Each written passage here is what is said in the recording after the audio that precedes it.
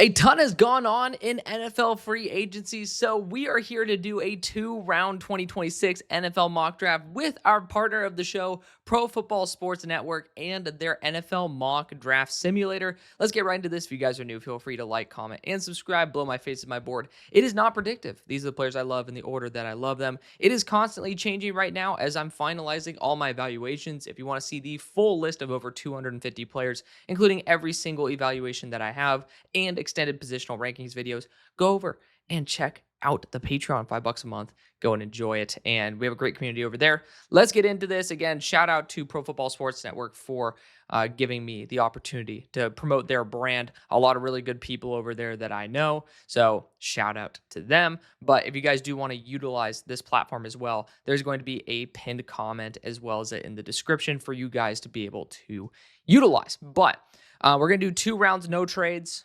Just want to make sure that we end up talking about some free agency stuff rather than, necessarily doing it only on Mock the Mocks. And I thought this would have been a good opportunity. We do have an awesome collab coming on Sunday. Might end up dropping Monday night, so get excited for that as well. Number 1 overall, we have the Las Vegas Raiders, and this is quick and easy. Again, no trades, but, Max Crosby deal reversed. A lot of drama around that. Trey Hendrickson gets signed 13 hours later. I made my peace with it over on X. Feel free to go over and show some support over there. And we got over 4,000 followers over there. I shit post 24/7. So it is what it is. But I love to be able to give you guys lots of content over there. Regardless, we are going to go with Fernando Mendoza, the quarterback out of Indiana. He is the leader for this franchise going forward. He is talented enough to be worthy of a number 1 overall pick. I thoroughly enjoy Fernando Mendoza's tape. I think there's some blips on the radar that you do end up having some concerns with, but overall, I think Fernando Mendoza is a fantastic quarterback, and quality-wise of character through the roof. And that's usually sometimes a lot of the big issues with these quarterbacks with all this talent is they have an ego and they're kind of childish. But Mendoza, not the case. So you got the leadership profile there. You have a talent floor that is at least passable, and for a number 1 overall pick, it's a good way to start out the franchise. Number 2, we have the New York Jets. And, I obviously have my opinions on where they should go with this pick. They've signed a lot of edge 3s/edge 4s. So, the question is it Arvell Reese or are you going David Bailey here? I think there are some off-field concerns with David Bailey that can be dug a lot deeper into. And for the sake of, this being a sponsored video, I'm not going to end up diving too deep into that. But yeah, I end up posting about it on X. Just literally look at my profile and then look up the word David Bailey or even Bailey. And then you can end up looking at the reasons behind why I think there are some uncomfortabilities. Feel free to go over and check out that franchise guy, Marcus Whitman, talks about it as well. So it's just, there's an incident versus NC State 2024, as well as one this past year after the game at Arizona State. They give you some concern. It is what it is. Feel free to weigh it as much as you like. You can't deny that it happened, but you can weigh how much it matters to you. But to me, Arvell Reese is a selection here. They also got Demario Davis for 2 years, $22 million. So if Arvell doesn't end up working as an edge rusher, you still have a really good mentor for a year at the linebacker position as well. Number 3, Arizona Cardinals. This is the big question mark. Is are they going to go something crazy here? They're going to go after some pass rush. We'll see. But I'm a big fan of the fact that you guys can still make an impact move at this spot. I know that edge is certainly still on the radar, but if you do have a new coach, a lot of times they go crazy or they end up being extremely conservative. And I will say, you guys ending up bringing Suamalo in at guard makes me feel a little uncomfortable with the idea of going Maui Noah here. But I do think that with the tackle length arms, if you do train Maui Noah to get a little bit more consistent, and his biggest issue is just allowing inside counters, and that's one of my things that I love about him as a guard is, spatial awareness is not going to be a big issue, but I think he could be a really solid starter. And at number 3, that's what you need to have. There is a chance that you could try to structure something to get out of this move, or out of this pick.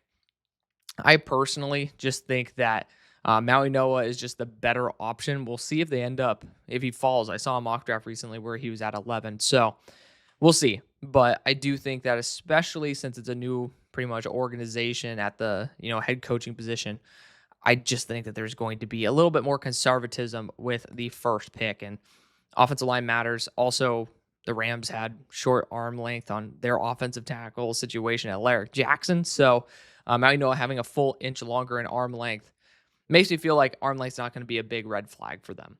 Number 4, we have the Titans, and I started getting a little bit of flack for saying Jeremiah Love was a player who I would end up guessing the Titans would go with at 4, and it only seems like that's more and more confirmed. The Titans are continuing to shore up the defense with veterans that are consistent into solid systems. So, you guys are at least bolstering that way. I think it's not impossible to go after David Bailey at this point, but you are also neglecting Femi Oladejo's path to success. To be fair, it depends if you want to just have Jermaine Johnson as a 1-year rental or not. If you do give him an extension at halfway through the year, there's honestly no legitimate role for David Bailey, especially if Femi Oladejo ends up becoming the best version of himself. For him, either one of those players to truly maximize both of their potential. Like somebody's going to end up failing in that regard. Where you're not going to end up failing is going after Jeremiah Love because, first off, this team does not have a running back remotely close to that caliber. Secondly, you do need to invest in your quarterback. And wide receiver talent, Jordan Tyson, I think is worth it. The talent is there. The health is not. And that's just a big risk to be able to, put all your chips in on. I don't think they're going to end up doing that. So I'm going to go after Jeremiah Love, running back out of Notre Dame there at number 4, with a lot of the teams as well at 8 and 9, signing running backs to pretty noticeable contracts. It does seem like they're prepping for that as well. Number 5, New York Giants. This is a more intriguing pick now because, it was Sonny Styles is almost a guarantee. And I still think it very well might be. But you guys end up signing Tremaine Edmonds. That's a big question mark. And I think Kayvon Thibodeau was on the market. So is David Bailey possible to add into the mix? Maybe. I just don't think that's a good fit. You end up looking at wide receiver. And again, like Jordan Tyson, Carnell Tate. If I'm just going to be completely honest, I would do everything I can to keep number 5, use it somewhere else. And if you want a receiver that badly, talk to the Jaguars. Try to get Brian Thomas and pair him back up with Malik Neighbors. And it's just a better deal for you guys all around. Like talent-wise, these guys are pretty much outside of Tyson. I think Tyson's better than BTJ. But again, health concerns are the reason why we're not taking him. But you're looking at someone like Carnell Tate, who's a really reliable too, and not a bad option for the Giants. But when you're taking a wide receiver at 5, you want him to be a true one. And Carnell's just not that. And maybe I'll be proven wrong. I'll be happy to be proven wrong. But the 2 players I'm looking at right now are Caleb Downs and Sonny Styles. It's going to be tough. I do think boundary corner is not off the table still for the Giants. I mean, you could end up looking at Mansour Delane. Apparently, they were looking at move back from 5 to 9 and get McDuffie as part of that. And that's an intriguing option. And Mansour Delane could end up being that. Your defensive coordinator is a former defensive backs coach. So there is value in that. However, your linebacker core is still not complete. And Sonny Styles is one of one. Like, you are not going to find anything remotely close to a Sonny Styles pretty much anywhere unless you're picking at the top of the draft. So it's going to be very hard to be able to manufacture any sort of talent on this level. We're still going to rock with it for the time being until we are proven otherwise. Number 6, Cleveland Browns. They've done a fantastic job rebuilding their offensive line. 4 free agents signed in the matter of a day, maybe 2. But they've done a really good job patching the holes. I mean, getting Elton Jenkins, I don't understand how the heck they pulled that off, but power to y'all for doing it. Todd Monken's doing his thing. So I'm looking at tackles, and it is like one pretty clear offensive tackle that's getting the love here, and that is Monroe Freeling. And the question is, with the Browns' second selection, where they're all the way down here at 24, is there going to be another offensive lineman there? Left tackle is still barren. It's a position you don't want to leave to chance. I think they're going to end up taking the left tackle here, and they're going to go Monroe Freeling out of Georgia. I'm just going to keep it simple, boilerplate, and this is a pretty consistent top of the draft right here. At number 7, we have the Washington Commanders, and they've been on fire ever since they overpaid for Odafe Owe. They get Caleb Von Chase on a good deal, Leo Chanel on a good deal. They got Nick Cross on a damn good deal. Like, I love what they're doing. Now, apparently Ayuk might end up, stopping, like flooring his car and playing Grand Theft Auto in real life and maybe end up actually getting his tail and his head wired together, but maybe not.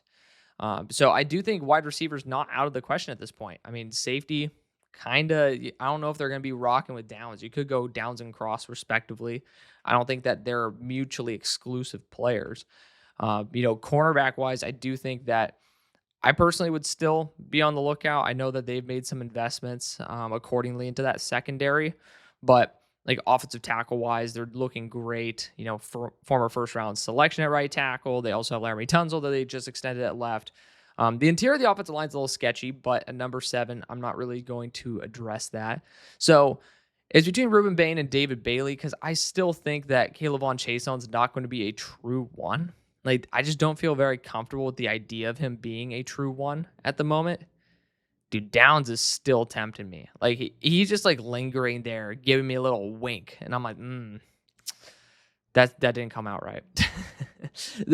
He's just saying, like, I'm very tempted to select Caleb Downs here just because it's best player available. But regardless, I do think this is the range where getting a high-end weapon is not the worst thing for Washington, and I haven't seen them do a very good job of deploying their capital respectively to put JD in the situation where he'll end up thriving as a passer. And Carnell Tate, to me, feels like a really reliable move. So unless I'm getting something completely wrong, I'm going to roll the dice here and go on the offensive side with Carnell Tate based on how consistent they've been fixing the defensive side in free agency.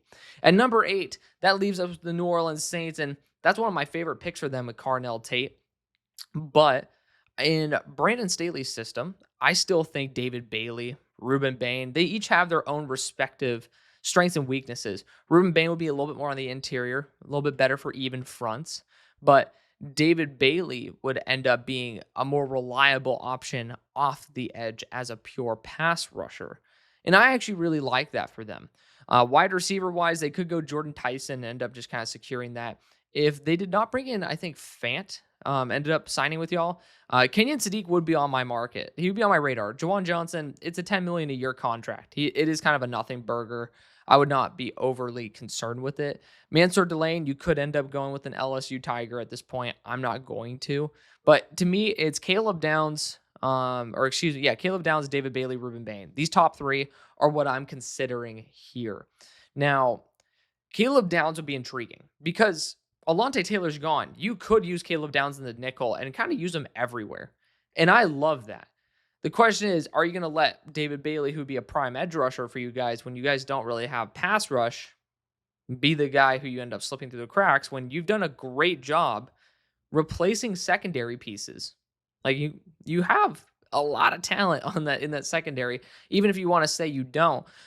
All those guys are drafted like second round or later. So I don't think they're going to end up biting on that. I do think fixing a higher value position, especially in a very quality nickel draft, like you can go 3rd, 4th round and get a high quality nickel in this draft. I'm going to go with David Bailey here, edge rusher out of Texas Tech. At number 9 for the Kansas City Chiefs, they invested in their running back position. I do think that it's not off the market to go Kenyon Sadiq because you have Kelsey for one more year and not really much of a succession plan behind that for such a tight end driven offense. And a lot of people want to go after wide receiver. That is the blessing of Kenyon Sadiq. You can line him up in the slot right away. And he is going to threaten every linebacker he goes against because he is a 4-3 tight end. And not only that, he is a really underrated blocker. So you're not just going to get some dude who is tall and runs fast. This is not going to be, Darren Waller before he went to the Raiders. If I'm not mistaken, I think on the Ravens, he was kind of cheeks. And then he ended up going to the Raiders, ended up taking his big ascension step. Giants had his moments, but didn't end up being all that there. But yeah, Kenyon Sadiq's a guy I'm looking at. People might say, oh, Mansour Delane, and believe me, look at my board. I love Mansour Delane. He's my number 3 player in the class. Big fan of Mansour Delane. But I would also like to throw out there that this team has developed secondary talent pretty dang well. This is a good secondary class. Probably not going to be the route they go.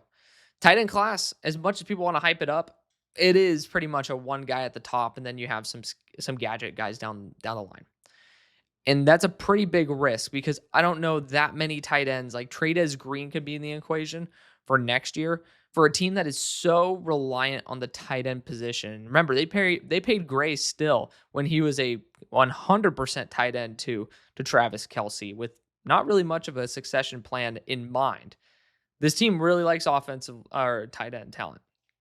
Caleb Downs, I would not mind it, but I know you guys got Alohi Gilman as well into that secondary. I'm going to go Kenyon Sadiq here, tight end out of Oregon. I'm going to catch a lot of flack for it. It happens. But at the end of the day, you can't make everybody happy. I'm personally very comfortable with the idea that this system really does care about speed, cares about after the catch ability, and it cares about its tight ends. And that's not something you can just manufacture in this draft. We always want to believe every single player is going to end up, working out perfectly. But they just don't. They just don't. Not every tight end from this class is going to get an opportunity, nor do they deserve an opportunity because there's guys who needed an opportunity last year who didn't get it this year. They deserve opportunities probably better than some of these guys than the year before and the year before. There's a lot of guys waiting on opportunity, and we can't just end up admitting we can't just go to the tight end room here and so you guys get to see the functionality of this mock draft simulator as well. We can't just go and be like, okay, Joe Royer, does he deserve it over insert another tight end that was probably taken top 100 a couple years ago that I'm not even thinking about that hasn't really been able to fully pan out? The answer is it's extremely debatable. But let's talk about even second round, you know, like potential like busts from the first round. Does Joe Royer deserve a chance over those guys? And that's where it really does get convoluted. And I think the answer is no. So you can't continue playing money ball because not all these guys are going to start. Not all these guys are going to get more than 100 yards in their rookie year. But Kenyon Sadiq could end up putting up a fantastic year. And I think that's worth the risk. Number 10, we got the Cincinnati Bengals. And, you got Caleb Downs here, Mansour Delane. Part of me would find it so funny if Max Crosby could end up going to Cincinnati. I know they'd never give up that type of draft capital for him, but I'm going to go Ruben Bain. People got mad at me because I went Caleb Downs before. You got Brian Cook. I'm going to go Ruben Bain Jr. edge out of Miami there at 10. Replace one short-armed edge rusher with another one, but this one can actually play the run. Ruben Bain had he filmed a little drill he was doing, and it looked kind of silly because he does kind of have T-Rex arms. You could see it. He does. And it looked like he was a little bit stiff. It was some bag drill, but he ended up taking his shirt off randomly in the middle of the video. Like he cut to some reps where he didn't have a shirt on. And I am the biggest hater of the underwear Olympics, but you could tell he's super low body fat. Like some people would assume, okay, maybe he's just a little bit like chunkier at his weight. He's not. I mean, he genuinely is very well built. So, you aren't going to be getting yourself somebody who's going to be super weird. Like you're going to get like Boye Mafe's in the squad now, right? You have that. You have Shamar Stewart, but you could end up bringing Ruben Bain into the mix as well. And that's where you bring that run defense capability that you don't really have with Boye Mafe, but you have the pass rush ability that you don't really have with Shamar Stewart. And it blends into a three-headed attack. And I think that's where you need to be because I don't trust Myles Murphy. That's my opinion right there. But Ruben Bain Jr. going to be the selection there. Number 11 for the Miami Dolphins. We're going to go Caleb Downs here. I think, again, very similar situation to what I was talking about with some of these newer organizations like the Cardinals. They're going to want to go after something either extremely aggressive or extremely safe. It's one of the two. It's not very often that you go in the middle for something a little bit sketchy, but, maybe some high upside. Caleb Downs is just a tone setter. I think that you have a good enough corner class with a good enough defensive head coach to where you can end up kind of playing money ball. This is someone who you're going to have on your team for a very, very long time. I don't care who you've signed. This is just somebody where it's best player available by far. I always do this, and I'm sorry to the Cowboys fans. I always do love the idea of getting after Caleb Downs. You guys have made some interesting signings. You guys got an extra third-round pick this year. Very proud of you guys for doing that. But corner's still an issue I still want to help out with, and Mansour Delane is here. I don't think Christian Parker would end up saying no to him. At number 13, we have the Los Angeles Rams, and yeah, I mean, there's certainly some questions around their wide receiver core for the long haul. I mean, Devontae Adams literally pulled his back in the middle of a game. You also could be looking at that right tackle spot. One more year left before that becomes a legitimate issue. So look at Spencer Fano in that case. But I think wide receiver is probably the route that they go. Some people wanted to say that Max Crosby was going to be selected to the Rams or traded to the Rams, excuse me. I'm not fully down for that. Caleb Banks is a freak show, could end up being like a Rams move. I ended up regrading him today. He is number 20 overall on my board. So just FYI, we had some changes right here. You might wonder where Christian Miller. He's number 24 via regrade. Lee Hunter up to 21 and Caleb Banks at 20. So just FYI, Peter Woods as well. And you might ask yourself, why are the things changing so much? I ended up re-weighting the defensive interior position. I thought I was giving them way too much credit on the board, and they're being artificially boosted up way more than they should have been.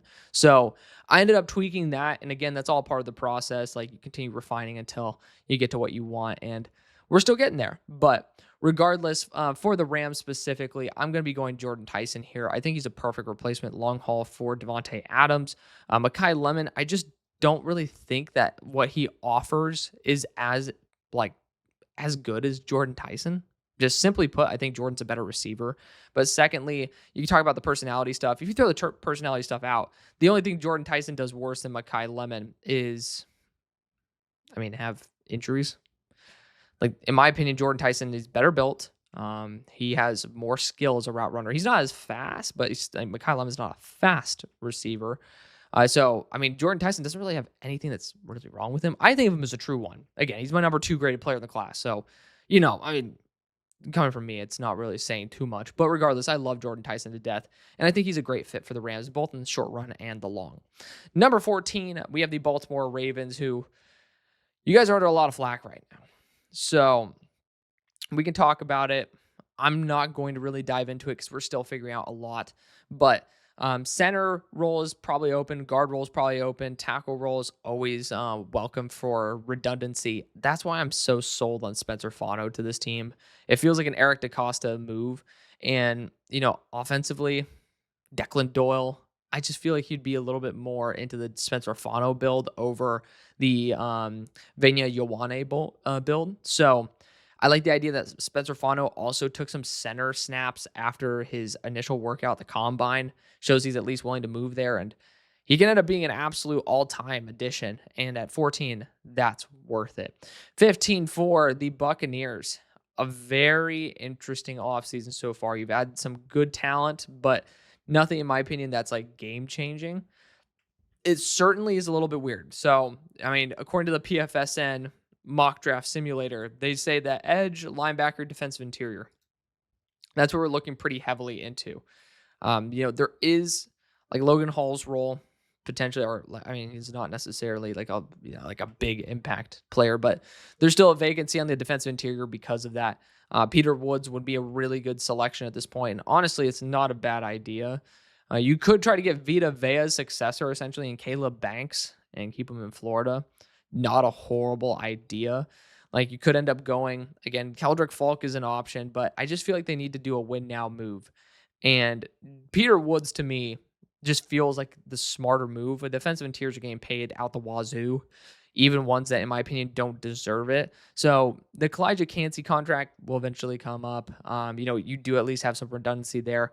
I think Peter Woods is worth the rolling the dice. He's my number 11 player now. I still really like his overall game. It's just, again, I lowered the positional value boost for defensive interior. I think it was just a little bit too much, but Peter Woods' size, I thought he had like closer to like 32, 33 inch arms, and he has like 31. Slightly dropped the score a little bit there. And you guys got to realize between 11 and number 2 is a 2.75 point difference. It is airtight between 2 and number 11. It is a very, very tight group. So it's not like Peter Woods fell dramatically. It's just a lot of dudes really close in grade. Somebody's going to end up falling a lot, even if they don't really. Jets at 16. I'm a big fan of Ioane. You ended up losing AVT in division. So I'm just kind of a sucker for somebody who's super high floor like that. And I think that building the offensive line is hyper important. So I'm just going to stick to it. We're going to go Vanya Ioane there, guard out of Penn State. At 17, we have the Lions. And what I'm looking at here is, I want to go potentially after an edge rusher because left tackle is the easy one. Caden Proctor's here. Caleb Lomu is here. So we can end up looking at that because I think edge, especially after they dropped Pascal, It is something they're going to look at. But it is true. You could go after an edge in another round. Tackle is so tough. Like you do have Caleb Tiernan, that would be the player that you're praying for in the second round, and that's just a very uncomfortable position to be in. Proctor does fit idealistically what they go for. Like he is kind of a more of a gadget guy. Like you blend Skipper with like an actual first round talent, and that's what you get with Caden Proctor, like the skipper role. You can end up trying to blend him in with this. And I could see that being a really big appealing factor for the Lions. I was standing right next to Caden Proctor at the Shrine Bowl because he came for interviews and literally saw the Lions pull him away for a 30-minute conversation. It's pretty clear that they're at least somewhat interested. So they're going to do their due diligence. They're going to draft Caden Proctor at 17. At number 18 with the Minnesota Vikings, I'm normally down to go after some defense for them. I love Dylan Thieneman. I think he deserves to be a top 20 selection. I don't really think there's much of a debate against that. You could try to rock some corner talent here. There's a lot of very good ones, but I also do believe with, James Pierre's in the building, that provides enough depth. It didn't seem like they were overly aggressive in that market. Maybe that means they do want to go after a top corner. Maybe that means that they feel comfortable with what they have. I know Brian Flores is a big fan of, being able to utilize smaller corners. I think you guys are going to do great there. The only other name I'll toss out there is Caleb Banks. And I think Caleb Banks deserves a lot more respect in these mock drafts. So we're going to give him some love here. We're going to go Caleb Banks, defensive interior out of Florida. Number 19, we have the Carolina Panthers. I don't know why the hell I was tripping up on that, but this team is awesome. I mean, I love them. They end up doing a little bit craziness, paying $30 million a year to Jalen Phillips. I think that was a little bit too much. Then they end up bringing on Devin Lloyd. So they solved two of their biggest issues. I think that they've done overall a solid enough job to make me feel pretty comfortable with them. Offensive tackle, off the top of my head, I thought they ended up at least bringing in some competition for it. I think in round two with like someone like Tiernan, probably something you could end up patching. But I do think this team definitely should be open to the defensive interior market. You look at Christian Miller here. Lee Hunter, I don't think has the mobility to essentially maximize what, Christian Miller could. And it is kind of sad. It's kind of a top-heavy draft at defensive interior, and then it's a pretty big gap, and then you start going into that tier 2. So it's a weird group. It's a weird group at the top. But regardless, for the Carolina Panthers, I still think a linebacker could be on the market for them. I am very open to Dylan Thieneman at this point, though. I know that sounds crazy because it's like we haven't talked about safety for this team for a hot minute, but I think the value is impeccable. You're talking about someone who is like going to come out and be an immediate impact at defensive back. And you can pair him up with the rest of the defensive backs that you do have. I'm going to rock it. You let me know if you guys don't like that pick there. But Dylan Thieneman, I think, is a true 10 to 15-year veteran that could be a multiple all-pro level safety. I love the upside that he brings. And, I have him slightly below Caleb Downs, like very slightly, 2 points down from Caleb Downs. That's how good he is. He's a top 5 player for me, tied number 5 with Ruben Bain. Number 20, Dallas Cowboys, their first selection. Their first selection was Mansour Delane. So I personally really like the fact that we already addressed cornerback. You look at Emmanuel Warren here, it is very possible. To me, Caleb Lomu is not the worst choice here either. I would end up being probably decapitated. I would not be making you guys another video if that were to happen. So let's look at the alternative positions. So apparently linebacker, corner, edge, tackle, and safety are the primaries. I think linebacker absolutely is probably where I'm going to lean with this pick. They just have tried to make deals for linebackers and it hasn't necessarily hit like Nakobe Dean. So if we didn't work with Nakobe, let's just get another linebacker from Georgia. And that's CJ Allen here, linebacker from the Bulldogs. So you pair him up with Mansour Delane, solve 2 big issues. And in the third round, I'd recommend going after someone like Grayson Halton to replace Osa Digizua. Honestly, it might not end up netting too poorly for you guys. Number 21, we have the Pittsburgh Steelers. And based on the players available, Mekhi Lemon kind of screams as a really good option, but Caleb Lomu does as well. Worst case scenario, he's a good guard. Best case scenario, we solved their left tackle problems. So we're going to let Mekhi Lemon continue to slip. I do think the Steelers especially with the way that we've invested, could still very much be in the market for someone like Lemon, who's a good separator. But I mean, you look at a lot of the receivers of this class, you look at the second round, we have a good amount of draft capital as well. I would love for us to continue spending, just being able to acquire more and more offensive talent. But I mean, Antonio Williams in the third round, a Skylar Bell in the third round, that to me accomplishes almost as much as Mekhi Lemon would here. I don't think the second or third round for offensive tackle slash offensive guard would net the same. So we're going to go for a curveball here. Go Caleb Lomu, tackle out of Utah for the Steelers. Again, I have him listed as a guard. I still have him as a top 40 player as a tackle, so I'm happy with him at either spot. At number 22 for the Los Angeles Chargers. The top needs, offensive line, definitely. Edge, absolutely. I mean, you guys have one more year left of you have one more year left with the Khalil Mack with that extension. I love the idea of being able to go and address said position right now. And honestly, TJ Parker is fantastic. Like on the offensive side, I don't think that Pregnon, based on his age, is going to be like overwhelmingly the most like.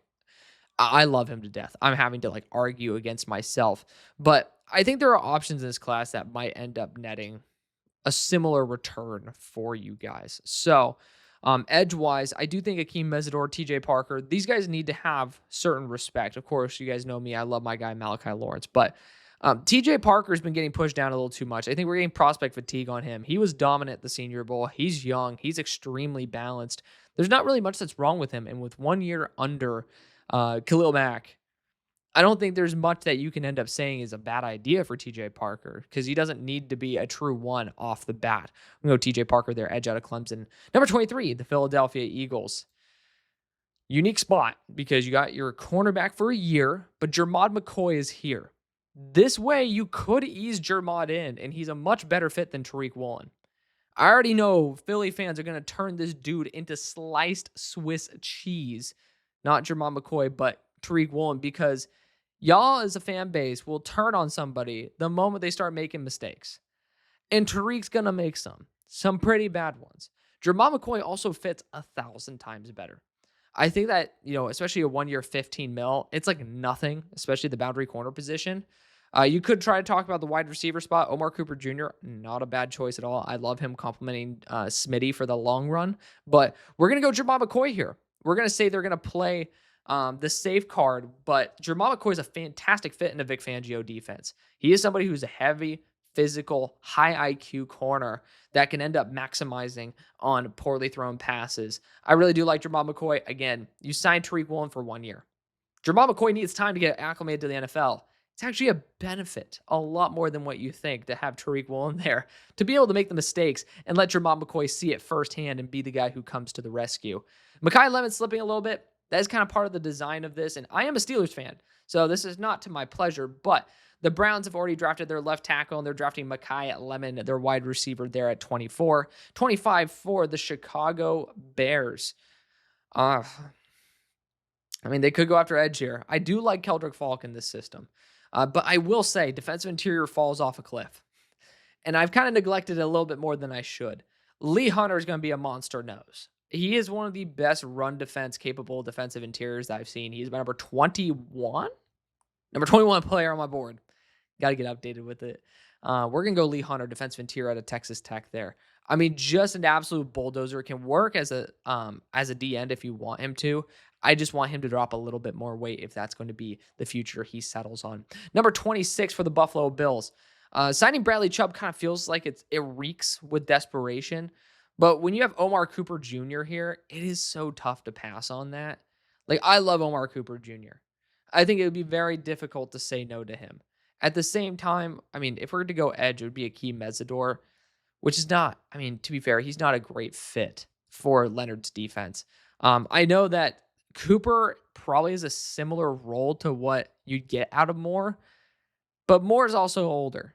And it was kind of a desperation move as well. This definitely reeks of pure desperation. I'm going to do you guys the favor and go after the best player available. We're going to go Omar Cooper Jr., wide receiver out of Indiana. A hot take would be, or not even a hot take, going Emmanuel Pregnon to replace Edwards. It is very possible because he's going to be a high floor player. But Weaponry wise, you need to continue loading up. And you have Omar Cooper Jr., DJ Moore, Khalil Shakir. That's kind of a foundation that I feel a lot more comfortable with. And especially with the Niners, starting to make some moves, trading for Osa Digizua. It looks like the Niners are trying to rearrange and bounce back. But at number 27, Akeem Mesidor might be the move here. I mean, they ended up, again, adding some extra defensive interior talent. I got tuned out for it before. I remember I ended up drafting defensive interior for you guys before, and you guys did not like it. Well, I mean, I guess for the price of a third-round pick, it's a little easier pill to swallow. Wide receiver, certainly still on the market. You do have Mike Evans now. That's awesome, but it is kind of like the ghost of Mike Evans. Casey Concepcion, still somebody who I'm very heavily considering here. You look at other options for this team. I mean, honestly, I don't see a ton of really good ones. Like offensive tackle, obviously, you want to have some contingency plan, but Tierden's the next left tackle. Blake Miller, it looks like teams are trying their best not to need to draft Blake Miller. So I'm not really a huge fan of that. I'm not going to go on the interior of the offensive line. So to me, I do look at Denzel Boston, Casey Concepcion. Boston would have been the move, I think, if they couldn't land Mike Evans. It looks like they clearly wanted somebody like Boston, but you could have Sticky Ricky Pearsall pairing up with Casey Concepcion and Mike Evans for a dynamic trio. And then you also have some return capabilities there. I think you have to end up going after receiver at this point. I know it's not a very popular pick, but I think it's the one that ends up giving you guys the best chance of having some form of success because the offensive line value there is just not worth it. 28 for the Houston Texans. I mean, honestly, offensive guard is not a bad move here. But they did end up bringing back really good value on the defensive interior. To me, I still am very open to Christian Miller, but I've also depleted it pretty heavily. Linebacker is still a spot. I think they can obviously your head coach is a former linebacker. There's going to be a sweet spot there. Jacob Rodriguez is a very underrated player to add. And you've added players pretty much everywhere, but at linebacker, or at least made extensions. Pretty much every single position but linebacker. I'm going to go Jacob Rodriguez there, linebacker at Texas Tech. And again, if I forgot something, guys, please remind me. I want to make a mistake once. I'm doing my best to try to remember every single move that happens, but obviously sometimes there's a little blip on the radar that end up slipping by. So if something big happens, obviously let me know. We will immediately change it, and we'll end up addressing it accordingly. But hopefully that has not happened yet. Number 29 for the Kansas City Chiefs. Keldrick Falk is extremely intriguing. At their first selection, they went Kenyon Sadiq, a super weapon out of Oregon. I know I get crucified if I take Keldrick Falk here. I do think Avion Terrell is the smart move. Akeem Mesidor's here, though. I do think there's some potential concerns there with him, but I'm going to get a pass rushing edge rusher for this team. Akeem Mesidor can help you bounce back right away. In 2031, you can deal with him being older, is what it is. Number 30, Denver Broncos. I got crucified for Keldrick Falk because I was like, oh, it's a nice John Franklin or Myers replacement. I don't believe in Savion Jones. That probably explains why I would end up going after Keldrick Falk when you guys don't want me to. But let's look at some other options. I think that there's certainly some fun ones that we could do. I'm not a fan of the tight end value here. Again, we're looking at the PFSN rankings here, or at least the team needs. Like, if I'm going to be completely honest, and especially after they gave $10 million a year to J.K. Dobbins, like, whew, I'm not really a fan. Not really a fan of the options here for the team. Of course, we're not going to be doing trades, but linebacker-wise, I don't think anybody else has played themselves into the first. So I don't think Josiah Trotter really deserved it. So we're looking at the options here. And again, wide receiver-wise, Denzel Boston is capable, and I do know that reliability in terms of hands is a very important thing. People hate Denzel Boston. I'm just going to be so honest, guys. It's so misdirected. Denzel Boston is a very good wide receiver. And this is basically a younger Cortland Sutton. You can play him anywhere. He's a good blocker. It's just people are getting prospect fatigue over him. And I understand it happens. I get prospect fatigue on some guys too. But he's a fantastic option, especially at late one. And you get to take him away from a conference rival here in the Patriots that could definitely use a Denzel Boston. I'm pretty happy with that. Patriots, I know that you guys have been making some quality moves. I think that right tackle, though, with Blake Miller just makes too much sense. He has good arm length. He's mobile. He's younger. I guess not younger. He's experienced. He's not old by any means, but definitely somebody who ended up testing out well in terms of the bench press. So maybe more strength there than what's on tape. I think it's a great fit. And at 31, you should take the shot. 32 for the Seahawks. I know that apparently your offensive line coach might really love your right guard, Bradford. I'm not a fan of it. I'm looking at Pregnon here, and it's just a perfect fit overall in terms of the physical profile. Like looking at other areas, you could technically try to go after the wide receiver route with Rashid Shaheed gone. You could try to end up looking into that realm, but I would say KC is there. That's what you do. Defensively, edge is not off the table. It's not, but I'm not going to do it. I think, again, the edges there at the end of round 2 could be worth looking at. It is a pretty sharp drop off, though. Like, you do run the risk of not having a good opportunity to address it. Boundary corner. I mean, you do have some pretty short corners on the boundary. You don't have Tariq Woolen anymore. So Brandon Cisse, very intriguing. Colton Hood, really like him overall. Colton Hood's not a bad option here. I mean, he has the physicality, a really good physical profile. He fits schematically. Brandon Cisse is a little bit more of a project, and my only issue with that is that we have to bank on Josh Jobe being a legit high-end starter consistently year over year.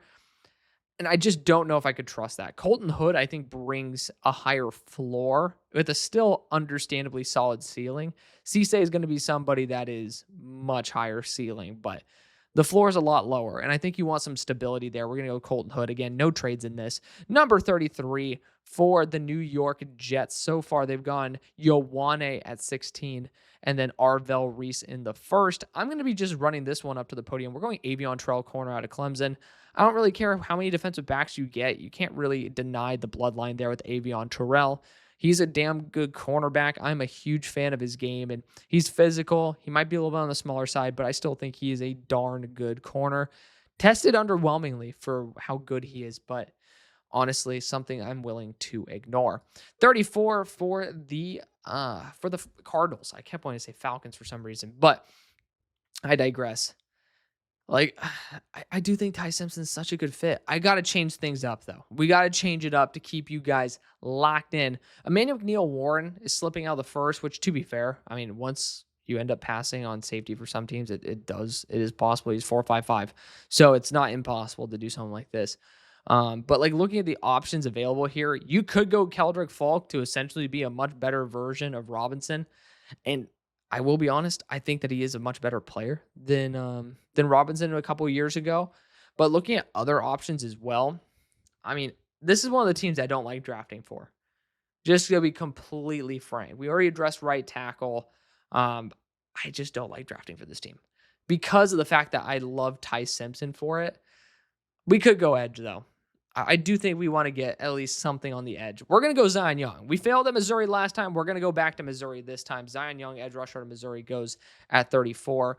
At 35 for the Titans. Again, I'm going to try to get Emmanuel Warren off the board as soon as possible. And honestly, with the Raiders, it's going to be kind of hard to say no, but he's at least going by 37. But regardless, they've invested a lot of money into their corner core. I'm very happy that they did that. Wide receiver wise, it got very quickly. So we are getting kind of shemacked on that. However, I do still think that we can end up getting some upgrades in the offensive line. And I'd rather just continue to invest in my run game. I'm going to go after Emmanuel Pregnon at this point. I know that maybe the huge need at guard is not as apparent, but the value there for me with Emmanuel Pregnon is phenomenal. You end up rebuilding the interior of the offensive line. I think J.C. Latham can bounce back. And then Dan Moore is not worth the money you gave him, but could end up at least taking a step forward. I think that together with Jeremiah Love could end up having a really good rebound offense. Number 36, we have the Las Vegas Raiders. And our first selection, of course, was our superstar quarterback, Fernando Mendoza. Defensive interior-wise, Cade McDonald could be the move. Looking at the edge rushers you guys have brought on, though, and if you end up retaining Crosby, it's not a 3-4 system. That's what worries me. I can't commit to Cade McDonald because you say you want to run a 3-4 system. I just don't think that's true. Like, I just don't see that based on the personnel you brought in. Regardless, I mean, literally, you have Nakobe Dean and Quay Walker. I feel like those guys can end up fitting even like a 4-3 pretty damn well. Like, nothing that you guys have attracted so far in terms of talent really signals to me that you're not going to go, or you're not going to be open to a multiple front. We're going to go Emmanuel Neal Warren because the value is too good.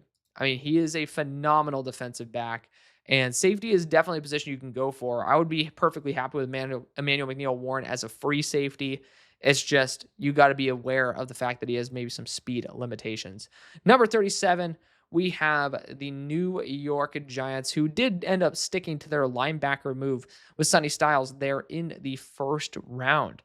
Here in the second, they did end up addressing guard technically with bringing back Evan Neal. So I like that. Corner is still on the board for them, and there's some incredible corners here. And I might take a swing for the ceiling right here. Brandon Cisse has all the talent in the world. We're going to end up taking him. Top tier athlete, great build, just a player that you're going to want to take a real shot at. And he kind of feels like a Baltimore Ravens. So, I mean, bringing him back to Harbaugh makes a lot of sense, based on what I know of the org. Number 38, we have the Houston Texans. And our first selection for them was Jacob Rodriguez, which I'm happy with because here I feel a lot more open to go after someone like Christian Miller. I know offensive line's a need, but I mean, you guys have also spent a lot of money on it as well. We're going to go Christian Miller, defensive interior out of Georgia. Get somebody who's actually like a top 32 prospect that is a position of need. Number 39, we have the Cleveland Browns, who have gotten after Monroe Freeling and Mekhi Lemon, respectively. I'm not against going Ty Simpson here. I think that they're going to be willing to take a dart throw. It is on the board. I do think that as the board progresses, the next team that would be open to taking him is the Jets at 44. And if it's not going to be the Jets, I mean, I guess you got the Colts here that could be open. But I don't think they do that with a big contract to Daniel Jones. You continue down the board, but the Steelers are a non-zero team for Ty Simpson based on how this is going to fall. I find that very interesting because honestly, this could be a way to get around him. So let's keep our mind open there. Offensive line's been kind of repaired, which is weird to say because they're a pretty long way from it being repaired. Corner wise, I mean, they got a good deal out of Tyson Campbell for Greg Newsome. He was not good. And so you guys ended up at least upgrading in that regard. I don't think there's that many like holes in the defense compared to what some people want to tell me. Like, I just don't. I know defensive interior, some people want to go after that. And honestly, Caden McDonald wouldn't be a bad choice here either. I don't think that'd be a bad option. Wide receiver wise, this is where you could end up going after Chris Bell. And he takes a minute to heal from his ACL. But at the same time, you end up pairing Mekhi Lemon, Chris Bell, Jerry Jeudy, Harold Fannin. That is a completed receiving core. And you completed that in one draft. I do really like the opportunity that this provides. So we're going to go after Chris Bell. At number 40 for the Kansas City Chiefs, they've gone Kenyon Sadiq and Akeem Mesidor. Again, I'm really happy with that. Could go Keldrick Falk here. He's falling. One of the edges always does fall. So it happens. I really do like the corner value here, though, because a lot of them fit stylistically with what you guys look for, which, especially to replace Trent McDuffie, you don't really care about height too much. So you got Abney and Pons here. Like, I'm perfectly fine putting Pons in the nickel, flexing him to the boundary. Like, he is somebody who feels very similar to the exact role that you just got rid of. So I'm really happy with that. I'm going to go on a limb and say that he's going to be someone who gets taken earlier, and this is going to be something I get pushback on, but I'm still happy nonetheless. Number 41, we have the Bengals, where I know I'm going to get some flack for taking Ruben Bain because Boye Mafe, and then, of course, your first-round selection last year, Shamar Stewart. But I do think this organization is going to try to go a little bit overkill at edge. And honestly, you need more than 2 edge rushers that are worth starting. Love Myles Murphy. He can have the best bounce back in history. I still am going to have my relative doubts. Keith Abney is not somebody who I'm against taking here. I really do like him. Caden McDonald, though, even though he's a little bit bigger, and I'm not a huge fan of like a much bigger defensive interior in an Al Golden system, such a high floor guy that I feel like it's not a bad investment at all. So looking at the options elsewhere, like according to PFSN, they like defensive interior here, they like corner, they like safety, they like linebackers. So I'm pretty happy with the idea of going Caden McDonald here. He stays in the state of Ohio. He's a balanced defensive interior. I think it's a good move. 42 for the New Orleans Saints. Our first round selection was David Bailey. Caden McDonald would have been nice. That would have been clean. Malachi Lawrence, friend of the show, is here. Of course, we didn't end up, bending the knee and taking, if we didn't end up taking David Bailey in the first, it would have been nice. To be fair, Keldrick Falk is here. And using him on the interior as a 3-4 defensive end, and even in even fronts as a pure defensive end, I think that you guys would not hate it at this point. It is really good value. And honestly, rebuild those trenches, baby. We're going to go Keldrick Falk as a 3-4 D end. 43, we have the Miami Dolphins, who ended up playing it safe with Caleb Downs in round 1. Honestly, Chris Johnson, Keith Abney are here. It's very hard for me to ignore that. Edge rusher certainly on the board. Malachi Lawrence could 100% be that. He absolutely could be the star edge that you guys are looking for. Incredible measurables, incredible testing. You end up building the defense pretty much with a star edge rusher and a star defensive back in Caleb Downs. So, you know what? We're going to go with it. We're going to go Malachi Lawrence edge out of UCF there at 43. At 44 for the New York Jets, so far we've gone Avion Terrell, Yowane, and Arvell Reese. So edge, corner, as well as guard. Pretty standard. Chris Johnson's still here. Very tempting, I got to admit. Ty Simpson seems too good to replace, but you guys did just trade for Geno. I don't really think that you guys are in the mood to try to take a swing on a quarterback here. Part of me just doesn't think that that's the move you're going to go. I think it'd be a very smart move. I just don't think it's a move you're going to go with. So let's look at some other options here. Wide receiver certainly is still on the board. I mean, Chris Brazzell feels very similar to A.D. Mitchell's role. Jeremy Bernard is a quality wide receiver. Ted Hurst would be also very similar to the role that A.D. Mitchell would have on this team. So I think Jeremy Bernard would be just a reliable receiver to add into the group. He does kind of balance out the other two extremely well. So I do feel like that's a smart move. We've gone corner, we've gone edge, gone guard. Let's go after a high floor receiver here at Jeremy Bernard. 45 for the Baltimore Ravens. They took a guard/center in the first with Spencer Fano. I'm happy with that. I think apparently, if we are going to trust what they say, they could be looking at edge here because they thought they were going to pair up Max Crosby and Trey Hendrickson. If we're going to believe them, which I'm going to try to be very positive and believe them, Derek Moore is a great choice. I mean, it is pretty crystal clear how he would fit into a Minter system, coming from the system that Minter came from. So if they're really trying to do that and supercharge their edge position, I'm not against this. And Derek Moore, don't try to bring Mike Green into this. The dude's a DPR. He's a second round pick who's going to be a really good pass rusher.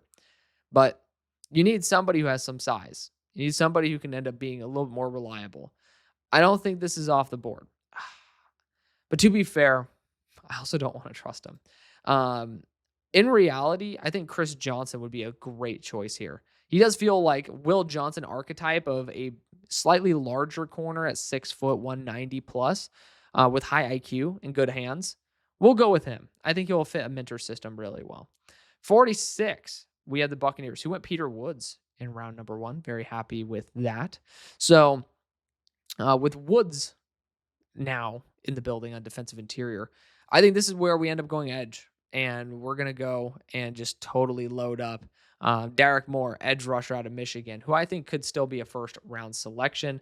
At number 47, we have the Indianapolis Colts. And they've been having a mid-off today. They've just been taking some pretty buns players. And I don't know why, but I think it needs to stop. I personally would be right tackle is a position of need. I'm going to go Max Iheanacho here at 47. The more I think about it, Iheanacho should be here in the mid-second. People just try to boost him up to the first because it's tackle and all this. There's a legit, not that many teams need right tackle to that degree. And he is somebody who's kind of a one-year wonder. And he has some flashes, but not enough consistency, in my opinion. So there's a chance he goes and falls here, like a legitimate chance. The mid-second. It's not like we're talking about him falling like out of day two. But the Falcons at number 48. Wide receiver, I do like the idea. I'm trying to do my best to kind of like balance out, obviously, what's the recommendation versus what we want to do. Chris Brazzell does bring a deep threat capability that this team doesn't really have. Love Ted Hurst. I think he's better than Chris Brazzell personally, but Chris Brazzell did run into the 4.3s, and he is getting a lot of the hype. We're going to go Chris Brazzell there, wide receiver out of Tennessee, and stretch the field. 49, we have the Minnesota Vikings. Might be led by Kyler Murray, apparently. So, very intriguing situation there. I think center-wise, Connor Lew could still be a good option. I've had him fall a couple times, but Jennings Dunker, you could talk about him as well. So, I mean, running back-wise, I don't think Jadarian Price is off the board. I've kind of come full circle to it. He is going to be a reliable back that is going to essentially be similar to what Trey Benson was for Kyler over in Arizona. So, I mean, wide receiver-wise, I think you guys are doing fine. Looking at the offensive line, again, there's some holes, but I don't really know if you're going to have an immediate fill for said role. We're going to end up saying Jadarian Price is going to get the tape boost again, and we're going to take him here. Even though he didn't test out that well, I think it's going to be a very Bucky Irving type of situation where he plays a lot better than he tests. At 50 for the Lions. We ended up taking offensive tackle for him already. I'm very happy with the edge position, especially with Gabe Akis here for them. Once they got rid of Josh Pascal, it was pretty clear they're making some room on the defensive front, and I think he'd be a great fit for it. 51 for the Panthers. First pick was a safety with Dylan Thiedemann. I am happy with that.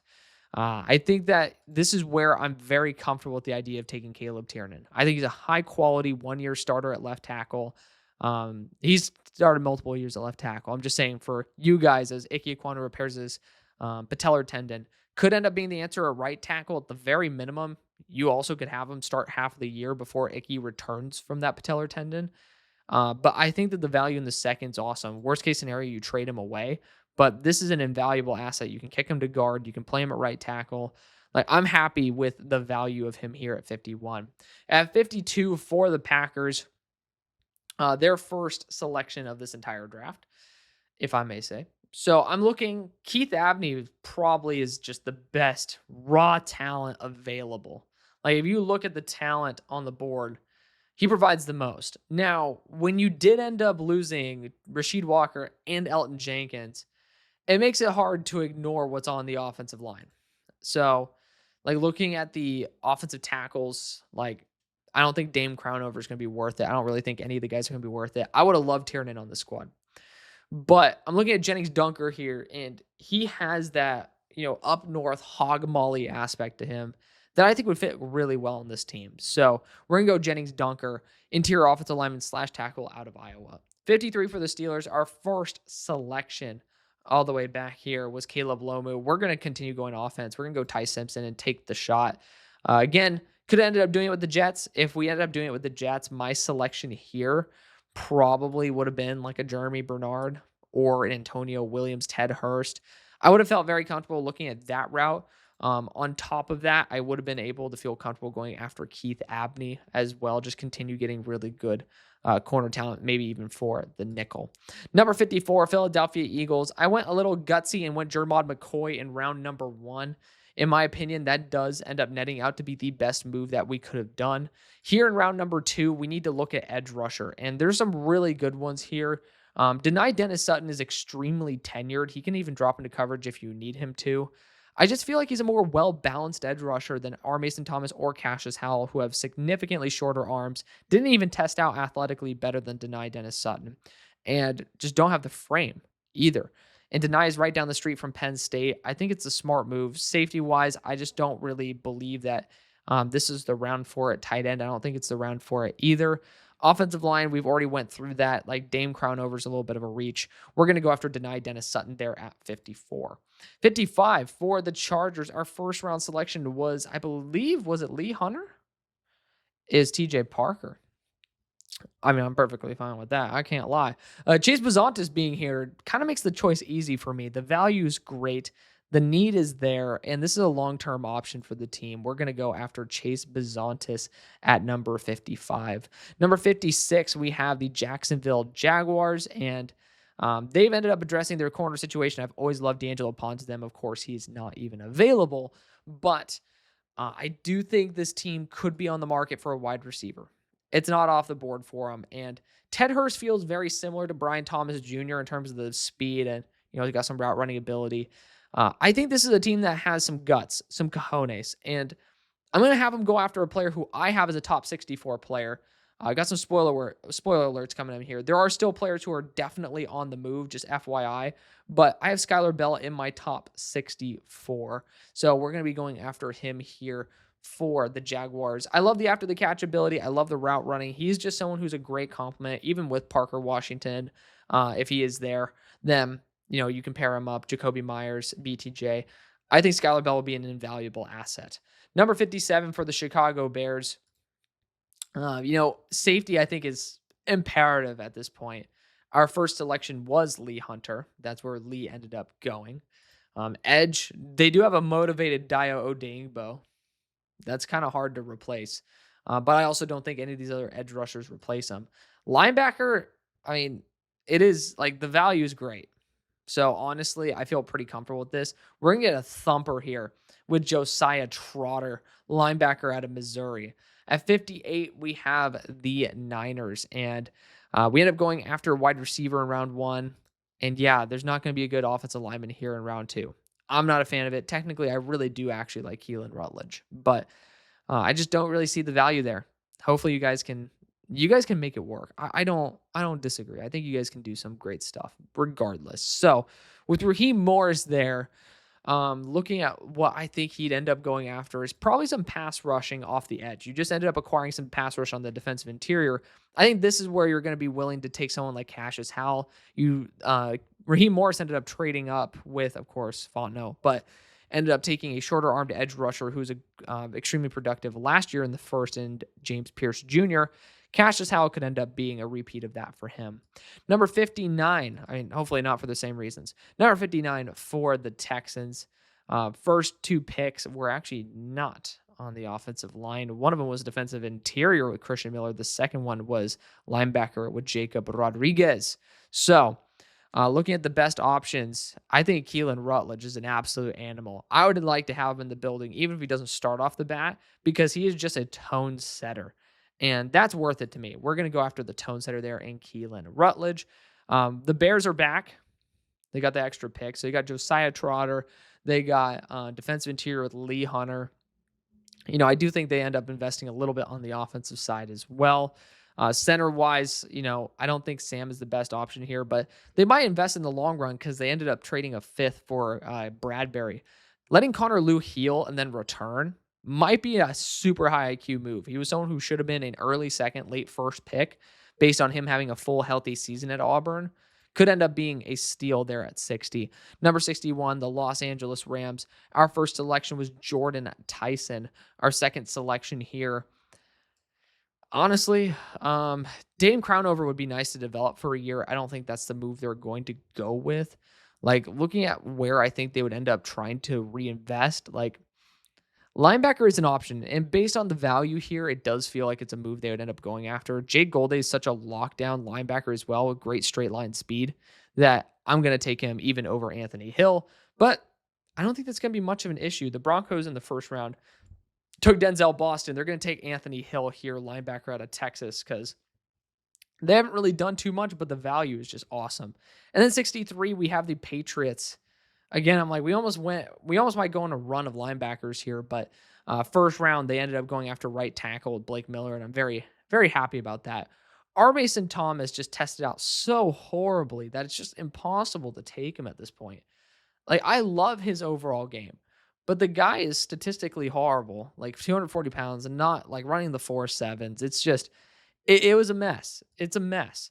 You look at the safety core, and there are some very good options here. I am open to it, but I also do like the idea of going after a receiver. And Ted Hurst he's 6'3", he can burn. You need to stretch the field. Romeo Doubs, nice signing.